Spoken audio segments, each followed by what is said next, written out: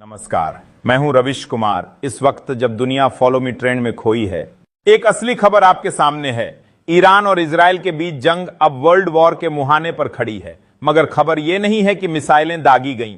खबर यह है कि दुनिया के तमाम ताकतवर देश अब धीरे धीरे दो खेमों में बंटते जा रहे हैं।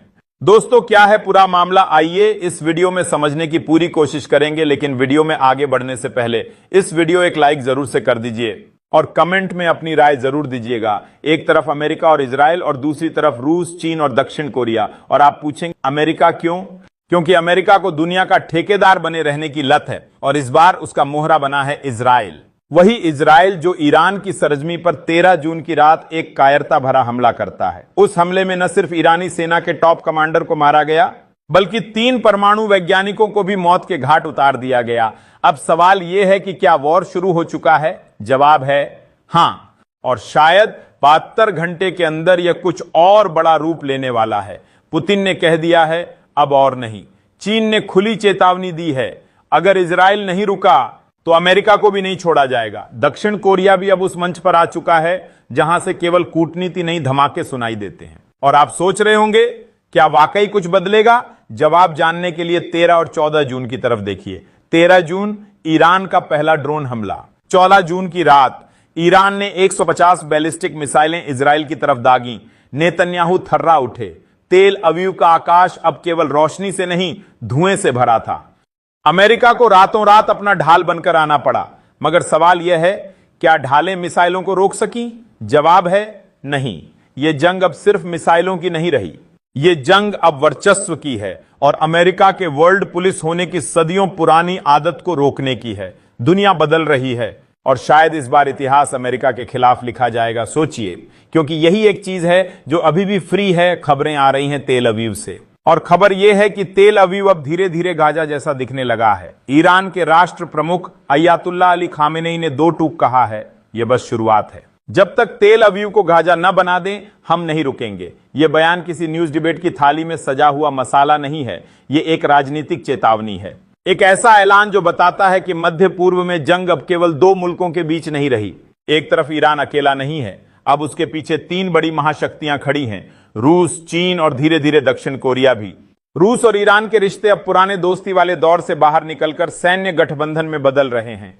2004 से रूस ईरान को ड्रोन, मिसाइल और हथियार तकनीक देता आ रहा है। और जब 13 जून की रात को इजराइल ने ईरान पर वो हमला किया, तो पुतिन ने न सिर्फ बयान दिया बल्कि साफ कहा कि अगर अमेरिका और इजराइल ने ईरान पर कब्जा किया तो रूस युद्ध में कूद पड़ेगा। ये शब्द नहीं हैं, ये एक रूस की गूंजती चेतावनी है जिसे सुनना बाकी दुनिया भूलना चाहती है। उधर चीन भी अब पर्दे के पीछे नहीं रहा।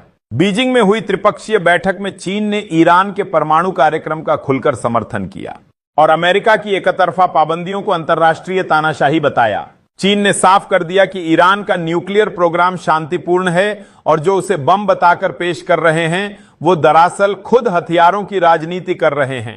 पाकिस्तान की तरह ईरान पर भी चीन मेहरबान जंग से पहले दिया ऐसा हथियार जो इजराइल के होश उड़ा देगा। तो सवाल है, क्या इजराइल अब अकेला है?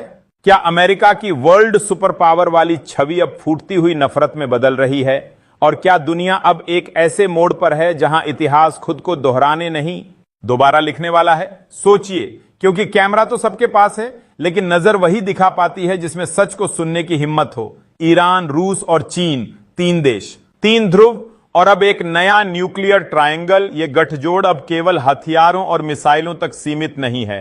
कूटनीति, अर्थव्यवस्था और वैश्विक मंचों पर यह अमेरिका की वर्चस्वशाली भाषा को जवाब देने के लिए खड़ा हो गया है। ब्रिक्स, शंघाई सहयोग संगठन और तमाम मंचों पर अमेरिका की हर एकतरफा नीति को ये तीनों देश चुनौती दे रहे हैं। और अब जब इजराइल ने ईरान पर हमला किया तो जवाब सिर्फ मिसाइल से नहीं, नवीन अंतरराष्ट्रीय समीकरणों से भी मिलने लगा। उत्तर कोरिया, जिसे हमेशा मीडिया ने या तो सनकी कहा या खतरनाक, अब वही उत्तर कोरिया ईरान के साथ खड़ा है। किम जोंग उन ने कहा है कि वो अमेरिका और इजराइल के खिलाफ हर संभव मदद देने को तैयार हैं। अब इसे भावनात्मक समर्थन मत समझिए, क्योंकि उत्तर कोरिया जानता है कि अमेरिका ने दक्षिण कोरिया को सैन्य अड्डा बनाकर उसके दरवाजे पर हथियारों का टैंक खड़ा कर दिया है। अब एक और बात समझिए, ईरान बार बार कह रहा है कि उसका परमाणु कार्यक्रम शांतिपूर्ण है, लेकिन अमेरिका और इजराइल इस नैरेटिव को हथियार में बदलना चाहते हैं। क्या दुनिया एक ऐसे मोड़ पर है जहां अगला युद्ध न्यूज चैनलों पर टीआरपी देगा और मैदान में मासूम जाने लेगा? क्या यही वो नई दुनिया है जो हमने चुनी है? क्या शांति अब सिर्फ डिप्लोमेटिक बयान बनकर रह जाएगी? क्या ईरान इजराइल के बीच की आग ताइवान और यूक्रेन के जरिए तीसरे विश्व युद्ध की चिंगारी बन जाएगी? अब आप बताइए, क्या अमेरिका को इजराइल से यह युद्ध तुरंत रुकवाना चाहिए या हम चुपचाप उस युद्ध को होते देखेंगे जिसका अंत कहीं नहीं होगा? आपको क्या लगता है? आप हमें कमेंट में बताइए। चलो मिलते अगले वीडियो।